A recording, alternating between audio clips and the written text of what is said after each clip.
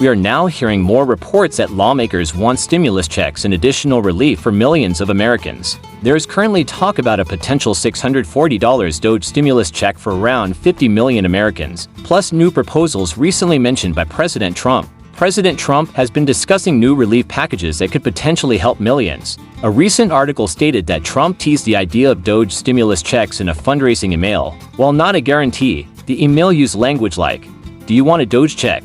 indicating active discussions. According to a Senate aide, the proposed DOGE checks may go out to about 50 million people or households. The plan under discussion would return savings to net taxpayers, those who have paid federal income taxes. There is also talk of eliminating income tax for anyone earning under $200,000 per year, which would be a major shift. Here's how the $640 check figure is calculated.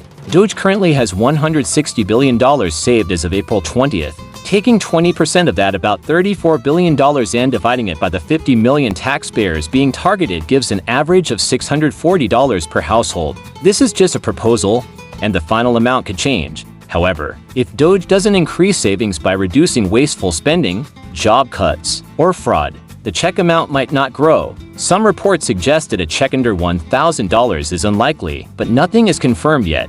President Trump recently spoke at a national prayer event, where he shared more about his proposed big, beautiful bill. He mentioned that it's progressing well and could be signed into law before July 4th.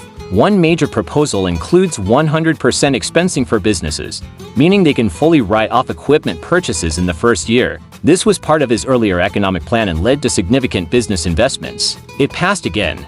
It could stimulate growth by incentivizing American-made purchases. The plan also includes no tax on tips, no tax on overtime income, no tax on Social Security benefits for seniors, full interest deduction for buying American-made vehicles. These benefits aim to increase take-home pay and boost the domestic economy. Eliminating taxes on tips and overtime could be substantial for workers, though there's concern some employers may reduce base pay as a result. Removing tax on Social Security income could also help seniors, though not everyone currently pays taxes on those benefits. The vehicle interest deduction would apply only to American-made cars, potentially encouraging more US-based manufacturing and purchasing. Overall, these provisions are part of a broader relief strategy aiming to provide savings in multiple areas. However, even though President Trump wants these items in the bill, they still need to pass through Congress. Some lawmakers may oppose cutting certain taxes due to potential impacts on Medicare, Medicaid, and Social Security funding.